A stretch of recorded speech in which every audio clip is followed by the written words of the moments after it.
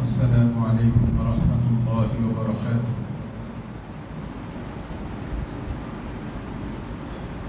الحمد للہ نحمده ونستعینه ونستغفره ونؤمن به ونتوکل علیہ ونعوذ باللہ من شرور انفسنا ومن سیئات اعمالنا،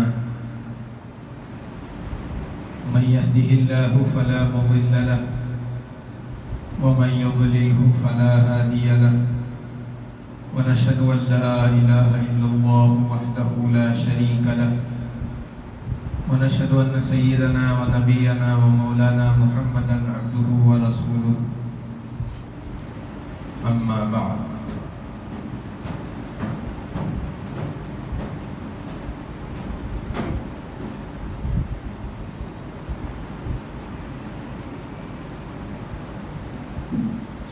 اعوذ باللہ من الشیطان الرجیم،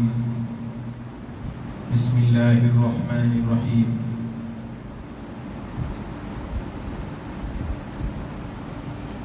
من كان يريد حرث الآخرة نزد له في حرثه ومن كان يريد حرث الدنيا نؤته منها وما له في الآخرة من نصيب۔ صدق اللہ العظیم۔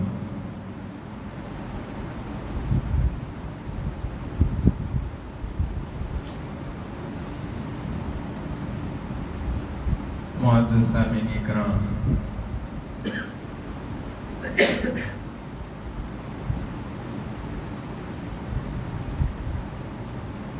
اخلاص کے ساتھ میں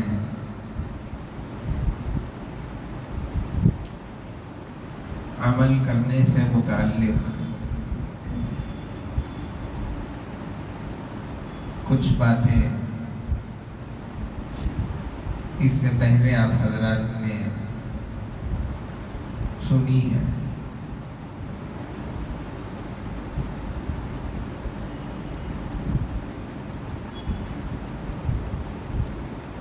آج ریاکاری سے متعلق چند باتیں آپ حضرات کے سامنے عرض کی جائیں گی۔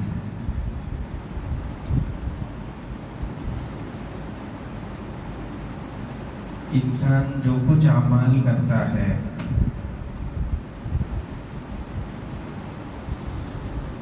اس سے متعلق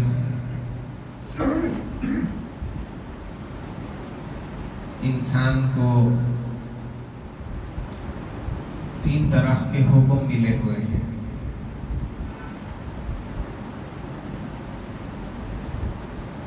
بعض اعمال ایسے ہیں جس کو آدمی چھپا کر کے انجام دے سکتا ہے، جیسے کہ تہجد کی نماز، صدقہ اور خیرات، اور اسی جیسے اعمال جو آدمی دوسرے کے سامنے ظاہر کیے بغیر چھپا کر کے ادا کر سکتا ہے۔ تو ایسے کاموں سے متعلق آدمی کو یہ ہدایت دی گئی ہے کہ وہ ان کاموں کو چھپا کر کے اور مخلوق کی نظر سے بچاتے ہوئے ان کاموں کو انجام دے۔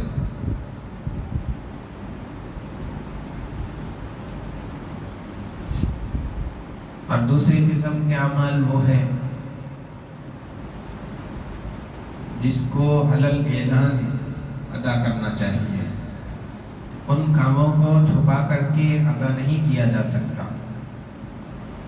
جیسے کہ اذان دینا،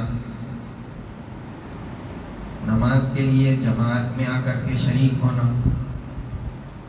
اور اسی طریقے سے بہت سارے اعمال ایسے ہیں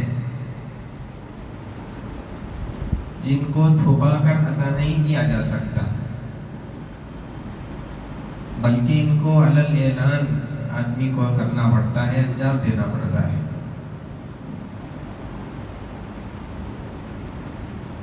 اور تیسری قسم کے اعمال وہ ہے کہ کبھی ان اعمال کو چھپا کر کے کرنا بہتر ہوتا ہے، اور کبھی ان کو ظاہر کر کے ادا کرنا بہتر ہوتا ہے. جیسے کہ صدقہ اور خیرات، اس سے متعلق حکم یہ دیا گیا ہے کہ تم اس طریقے پر صدقہ کرو کہ جب تم سیدھے ہاتھ سے صدقہ کر رہے ہو تو اتنا چھپا کر کے کہ بائیں والے ہاتھ کو بھی پتہ نہ چل سکے، اتنا زیادہ چھپانے کا حکم. لیکن یہی عمل اگر ایسی جگہ پر، ایسے موقع پر آپ کر رہے ہیں کہ اگر آپ کو صدقہ کرتے ہوئے اگر دوسرے لوگ دیکھتے ہیں تو دوسرے کو بھی صدقے کی ترغیب ہو سکتی ہے، تو پھر ایسے موقع پر آپ چھپانے کے بجائے اعلانیہ طور پر صدقہ کریے، تاکہ دوسرا بھی آپ کو دیکھ کر کے ایک شوق صدقے کا اس میں پیدا ہو. ذکر اس کو چھپا کر کے کیا جا سکتا ہے. قرآن کی تلاوت یہ بھی چھپا کر کے کی جا سکتی ہے. لیکن اگر کہیں ایسا آپ کو لگے کہ مجھے دیکھ کر کے دوسرے لوگوں کو بھی ذکر کرنے کا شوق ہوگا، وہ بھی ذکر کرنے لگیں گے، مجھے دیکھ کر کے دوسروں کو قرآن کی تلاوت کا شوق ہوگا، وہ بھی قرآن کی تلاوت کرنے لگیں گے، تو پھر ایسے مقام پر ان اعمال کو پوشیدہ رکھنے کے بجائے آدمی ظاہر کر کے ان کاموں کو انجام دے، تاکہ دوسرے کو بھی ان اعمال سے ترغیب ملے اور وہ بھی ان نیک اعمال کے اندر لگ جائے. تو یہ 3 طرح کے اعمال ہیں جو آدمی انجام دیتا ہے. لیکن جن اعمال کو آدمی علل اعلان کر رہا ہے اس کے اندر آدمی کو بہت زیادہ محتاط اور احتیاط کے ساتھ کام لینے کی ضرورت ہے کہ کہیں اس کے اندر ریاکاری والی نیت تو نہ آ جائے، دوسرے کو دکھانے کا جذبہ کہیں نہ پیدا ہو جائے. اس سے آدمی کو بہت ہی چوکنا رہنا چاہیے. جہاں پر آدمی اعمال ظاہر کر رہا ہے مخلوق کے سامنے، دوسرے انسان بھی اس کے اعمال کو دیکھ رہے ہیں کہ یہ آدمی یہ کام یہ کر رہا ہے، یہ نیک عمل انجام دے رہا ہے، تو آدمی اپنے آپ کو اس موقع پر سنبھالے رکھے. کہیں ایسا نہ ہو کہ اس کی نیت کے اندر بگاڑ پیدا ہو جائے اور وہ عمل جو اللہ کے لیے شروع ہوا تھا، جس کی رضا حاصل کرنے کے لیے کام کرنے لگا تھا، نیت کے خراب ہونے کی وجہ سے انسانوں کو دکھانے کے لیے، اپنے ساتھ والوں کو دکھانے کے لیے وہ عمل ہونے لگ جائے اور اللہ تبارک و تعالیٰ کی رضا جو مقصود ہے وہ اس کے ذہن و دماغ سے نکل جائے. ایسا نہ ہونا چاہیے. اسی لیے جب آدمی اعمال ظاہر کر کے کر رہا ہو تو خوب احتیاط کے ساتھ میں اپنی نیت کو درست رکھے اور بار بار اپنی نیت کا محاسبہ کرتا رہے کہ میری نیت عمل کرتے وقت میں اللہ کو راضی رکھنے کی ہو اور مخلوق کو دکھانا، ان کو خوش کرنا، ان کی زبان سے اپنی تعریف کروانا یہ مقصود نہ ہو، بلکہ صرف اللہ تبارک و تعالیٰ کی خوشی، اللہ تبارک و تعالیٰ کی رضا مقصود ہونی چاہیے. اللہ کے رسول صلی اللہ علیہ وسلم سے ایک صحابی نے پوچھا، اے اللہ کے نبی، اگر کوئی آدمی کوئی عمل انجام دیتا ہے اور اس کی نیت اللہ تعالیٰ کو راضی کرنے کی ہے، لیکن اسی طریقے سے لوگوں کو پتہ چل جاتا ہے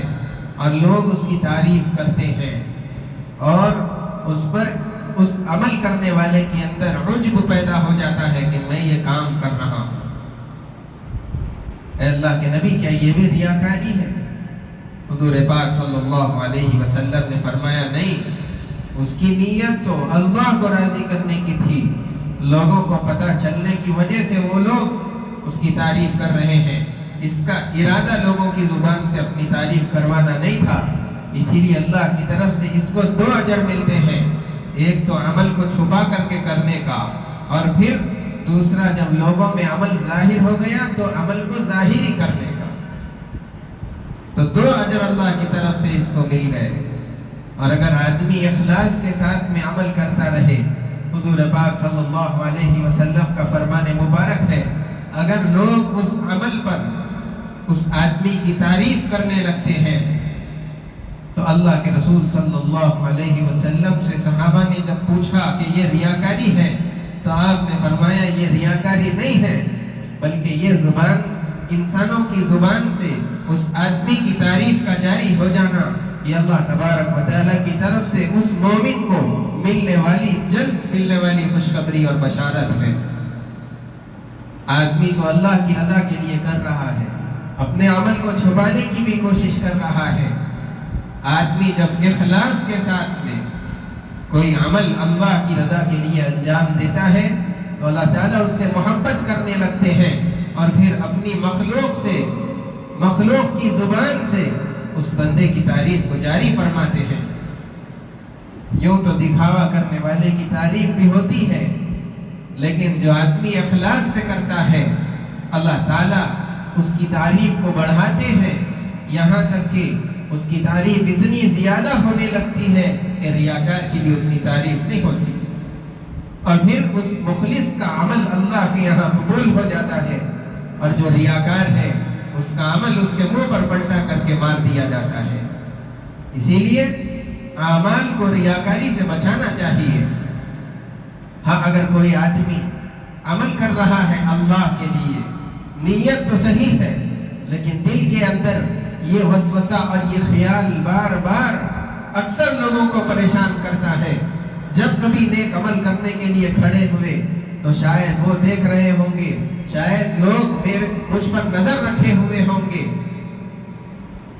اب وہ یہ سوچتا ہے کہ کہیں میرا عمل ان کو دکھاوے کے لیے نہ ہو جائے، یہ خیال آدمی کے اندر پیدا ہوتا ہے۔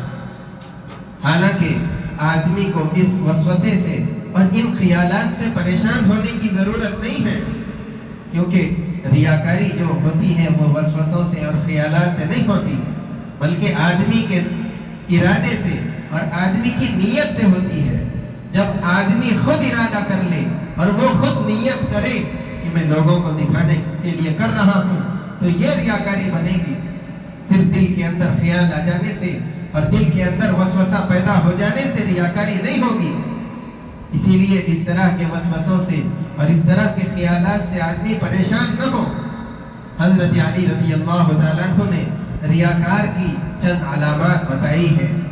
کہ جب وہ تنہائی کے اندر ہوتا ہے بڑی سستی کے ساتھ کام لیتا ہے، جلدی جلدی نماز پڑھتا ہے اور ذکر بھی صحیح سے نہیں کرتا، قرآن کی تلاوت بھی بہت کم کرتا ہے، لیکن جہاں مجموعہ ہو، مجموعے کے اندر 4 لوگوں کے درمیان بیٹھا ہو تو اپنی نماز بھی درست کرے گا، ذکر بھی خوب دھیان سے کرے گا، اور قرآن کی تلاوت بھی اچھی آواز کے اندر پڑھ کر کے لوگوں کو سنائے گا۔ اور جہاں پر اس کی تعریف کی جاتی ہے اپنے عمل کے اندر اضافہ کرے گا، زیادہ سے زیادہ عمل کر کر کے دکھلائے گا،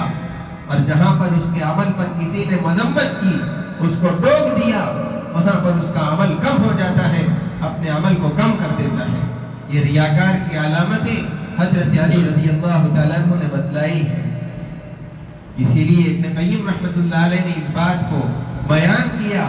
کہ آدمی کے دل میں اخلاص اور تعریف کی چاہت اور تمنا، یہ دونوں چیزیں ایک ساتھ جمع نہیں ہو سکتی۔ اور اسی طریقے پر فضیل بن عیاض رحمۃ اللہ علیہ نے یہ بات کہی کہ بہترین عمل وہ ہے جو چھپا کر کے مخفی طور پر کیا جائے، اس لیے کہ ایسا عمل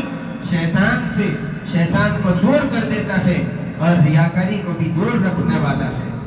جب آدمی چھپا کر کے عمل کرے گا تو ریاکاری اس کے اندر پیدا نہیں ہو سکتی۔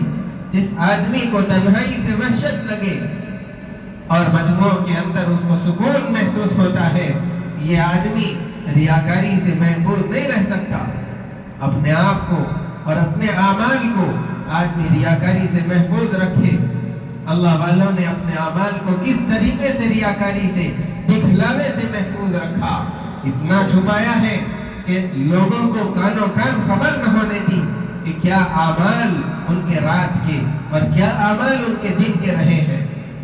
یہاں تک کہ محمد بن اسلم رحمۃ اللہ علیہ وہ فرماتے ہیں کہ میری چاہت یہ ہے اگر میرے اختیار میں ہوتا تو میں اپنے اعمال لکھنے والے والے جو فرشتے ہیں ان سے بھی اپنے اعمال کو چھپا لیتا تاکہ میرے فرشتوں کو بھی میرے اعمال کی خبر نہ ہو،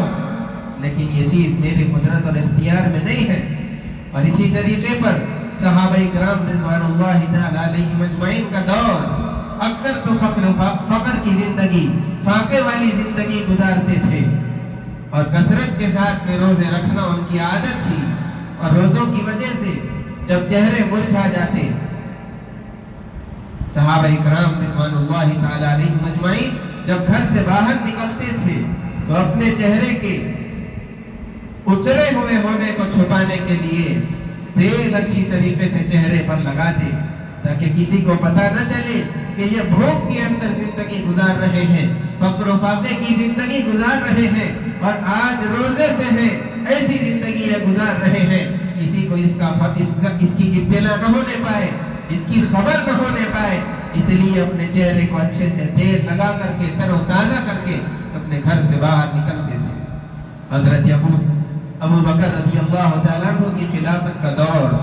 حضرت عمر رضی اللہ تعالیٰ عنہ ایک مرتبہ آپ کے گھر تشریف لے گئے، وہاں پر دیکھا چند لوگوں کی جو بوڑھے لوگ تھے ان کی ایک فہرست رکھی ہوئی ہے، ان کے نام اس کے اندر لکھے ہوئے ہیں، اور ایسے لوگ جن کو خدمت کی ضرورت ہے کوئی آئے ان کی خدمت کرے،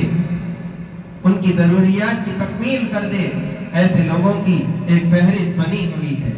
اور ہر آدمی کے سامنے ایک آدمی کا نام لکھا ہوا ہے کہ اس آدمی کی خدمت فلاں صحابی کریں گے، اس بوڑھے کی خدمت فلاں صحابی کریں گے، اس بڑھیا کی خدمت فلاں صحابیہ کرے گی۔ اس طریقے پر ہر ایک کے سامنے ایک ایک نام لکھا ہوا، لیکن ایک بوڑھے کا نام لکھا ہوا ہے اور اس کے آگے کسی کا نام نہیں ہے۔ حضرت عمر رضی اللہ تعالیٰ عنہ نے یہ سوچا کہ چلو موقع اچھا ہے، خدمت کا موقع اللہ نے دیا ہے، اب اس کی خدمت میں اپنے ذمے لے لیتا ہوں۔ چنانچہ اب دوسرے دن فجر کی نماز پڑھ کے حضرت عمر رضی اللہ تعالیٰ عنہ جب اس بوڑھے کے پاس چلے، اس کا پتہ پہلے سے لے لیا تھا، جب وہاں پر پہنچے اور دستک دی، اس بوڑھے نے آواز لگائی اور پوچھا کہ کون؟ انہوں نے کہا کہ میں خدمت کرنے کے لیے آیا ہوں۔ وہ بوڑھیا تھی، بوڑھا نہیں تھا، بوڑھیا تھی۔ اس نے کہا کہ خادم تو پہلے آ کر چلا گیا، اس نے میرے سارے کام کر دیے۔ حضرت عمر رضی اللہ تعالیٰ عنہ پریشان کہ میں تو سب سے پہلے دن میں آیا ہوں، کون ہے جو مجھ سے پہلے آ کر کے خدمت کر رہا ہے؟ انہوں نے سوچا کہ دوسرے دن تہجد میں آتے ہیں، اب دوسرے دن تہجد کے وقت میں حاضر ہوئے اور پھر دستک دی۔ اس بڑھیا نے کہا اس دن بھی وہی جواب، خادم آ کر کے چلا گیا، میری ساری ضروریات اس نے پوری کر دی ہیں۔ ضروریات اور خدمات کیا؟ پانی بھر کر کے لانا، گھر کے اندر رکھنا، جھاڑو پوچھا کرنا، برتن دھونا، اور یہ سب کام۔ اب انہوں نے سوچا کہ میں رات کے اول حصے کے اندر آ جاتا ہوں۔ حضرت عمر رضی اللہ تعالیٰ عنہ تیسرے دن عشاء کی نماز پڑھ کے اس بڑھیا کے گھر کے قریب میں آ کر کے بیٹھ گئے اور دیکھ رہے ہیں کہ کون آتا ہے اس بڑھیا کی خدمت کرنے کے لیے۔ جب رات کی تاریکی پھیل گئی، چاروں طرف اندھیرا ہو گیا، کوئی آدمی آتا ہوا نظر آیا، اپنے چہرے پر کپڑا لپیٹ کر کے، اس کے پیروں میں جوتے نہیں ہیں، ننگے پیر چلے آ رہا ہے۔ آہستہ آہستہ جب بڑھیا کے گھر کے قریب ہوا، حضرت عمر رضی اللہ تعالیٰ عنہ اس کے سامنے کھڑے ہو گئے اور پوچھا کہ تم کون ہو؟ وہاں سے جواب ملتا ہے میں ابو بکر ہوں، امیر المومنین ہے، لیکن مخلوق کی خدمت کرنے کو اپنی سعادت سمجھ رہے ہیں، اور پھر ایسا اخلاص کہ اس خدمت کی چٹھی کے اندر سامنے اپنا نام تک نہیں لکھا کہ کسی کو پتہ نہ چلنے پائے کہ یہ عمل میں انجام دیتا ہوں۔ تو اس طریقے پر حضرت ابو بکر، حضرت عمر اور دیگر صحابہ اکرام رضوان اللہ تعالی علیہم اجمعین اپنے اعمال کو چھپاتے تھے اور لوگوں پر ظاہر کرنے سے اتنا ہی زیادہ خوف کرنے والے تھے۔ جو آدمی ریاکار ہوتا ہے کئی طریقے پر اس کی پکڑ اور اس کا عذاب ہوتا ہے۔ جو قرآن کی تلاوت کرنے والا ہو ریاکاری کے ساتھ میں، دکھلاوے کے ساتھ میں، لوگوں کو سنانے کے لیے اپنی قرات اور اپنی آواز کو بنا سمار کر کے پڑھتا ہے، ایسوں کے بارے میں اللہ کے رسول صلی اللہ علیہ وسلم نے فرمایا کہ ان کے لیے ایک مقام جہنم کے اندر بنایا گیا ہے جب الحلم، ایسا سخت عذاب اور ایسی آگ اس مقام کی کہ جہنم کا اگرچہ کہ وہ حصہ ہے لیکن جہنم خود اس حصے سے پناہ مانگتی ہے۔ ایسا سخت عذاب ریاکاروں کے لیے اللہ تعالیٰ نے جہنم کے اندر رکھا۔ اور پھر ریاکاری کرنے والا آدمی اللہ کی نظر سے گر جاتا ہے۔ وَمَن يُهِنِ اللَّهُ فَمَا لَهُ مِن مُكْرِمٍ، جس کو اللہ تعالیٰ ذلیل کرنے پر آ جاتا ہے تو پھر وہ اس آدمی کو کوئی عزت نہیں دے سکتا۔ اسی لیے ریاکاری سے آدمی اپنے آپ کو بچائے۔ اور پھر قیامت کے روز جب اللہ تعالیٰ صاف کی تجلی فرمائیں گے، سارے کے سارے اللہ کو سجدہ کرنے میں لگ جائیں گے، سارے سجدے میں گر جائیں گے، لیکن اس روز جب کفار اور مشرکین کی پیٹھ تختہ بنا دی جائے گی، سجدہ نہیں کر پائیں گے، اس روز ریاکار کو بھی سجدہ کرنے سے روک دیا جائے گا، وہ بھی اللہ کو سجدہ نہیں کر پائے گا، اس لیے کہ دنیا کے اندر اس کے جو سجدے تھے وہ مخلوق کے لیے تھے، اللہ کے لیے نہیں تھے۔ اسی لیے جب دنیا میں مخلوق کے لیے سجدہ کرتا رہا، کوئی سجدہ دنیا میں اللہ کے لیے نہیں تھا، تو قیامت کے دن بھی اللہ کو سجدہ نہیں کر پائے گا۔ اسی لیے ہر عمل آدمی کا اللہ کی رضا کے لیے ہونا چاہیے، مخلوق کے لیے دکھانے کے لیے نہ ہونا چاہیے۔ ریاکاروں کی ایک جماعت الگ سے اللہ تعالیٰ قیامت کے روز کھڑا کر دیں گے۔ اسی جماعت کے اندر جو آدمی ریاکاری کرے گا اس کو بھی اسی میں شامل کر دیا جائے گا۔ اسی لیے آدمی ریاکاری سے اپنے عمل کو محفوظ رکھے اور بچائے رکھے۔ اگر کسی کے عمل کے اندر ریاکاری پیدا ہو گئی ہو تو کیا وہ عمل کو چھوڑ دینا چاہیے؟ اس عمل سے رک جانا چاہیے؟ اس کا کیا علاج ہے؟ نہیں، عمل کو چھوڑنا نہیں ہے، عمل نہ ہونے سے کچھ نہ کچھ ہوتے رہنا بہتر ہے، لیکن آدمی کرے یہ کہ اپنی نیت کو صحیح کرے۔ اب تک ریاکاری کے ساتھ میں اعمال ہوتے رہے، لیکن اب عمل کو کرتے ہوئے اپنی جو نیت خراب تھی، ریاکاری کی جو نیت تھی، اس کو بدل کر کے آدمی اخلاص کو اس کے اندر جگا دے۔ دوسروں کو دکھانے کے لیے آج تک کرتے رہے ہیں، اس کو چھوڑ دے۔ دوسروں کی تعریف سے کچھ ملنے والا نہیں ہے، دوسرے آپ کی واہ واہ کریں گے، ان کے دل میں آپ کا مقام بنے گا، ایک عزت آپ کو معاشرے کے اندر ملے گی۔ یہ عزت، یہ شہرت، یہ وقتی طور پر ہے، جب آپ اس دنیا سے چلے جائیں گے تو وہ عزت آپ کے کوئی کام آنے والی نہیں ہے، اور وہ شہرت آپ کے کوئی کام آنے والی نہیں ہے۔ امیر، فقیر، نیک، گناہگار، ہر ایک اسی زمین کے اندر دبنے والے ہیں۔ کام آنے والے وہی اعمال ہیں جو اللہ کے لیے کیے جائیں، اور اگر آپ نے ریاکاری کے لیے عمل کیا تو کام آنے کے بجائے الٹا آپ پر وبال بنیں گے۔ اس لیے اپنے اعمال کو صحیح کریں، ریاکاری والی نیت کو ختم کر دیں اور اخلاص اپنے اعمال کے اندر پیدا کریں۔ یہ چیز آپ کو آخرت کے اندر اور دنیا کے اندر دونوں جہاں کام آنے والی ہے۔ اللہ تبارک و تعالی ہم تمام کو اخلاص کے ساتھ میں اعمال کرنے کی توفیق عطا فرمائے، ریاکاری سے سارے ہی مسلمانوں کی اللہ تعالی حفاظت فرمائے۔ وصلی اللہ وسلم علی سیدنا محمد وعلی آلہ واصحابہ اجمعین، وآخر دعوانا الحمدللہ رب العالمین۔ جو حضرات سنت نہیں پڑھے سنت پڑھ لیجیے۔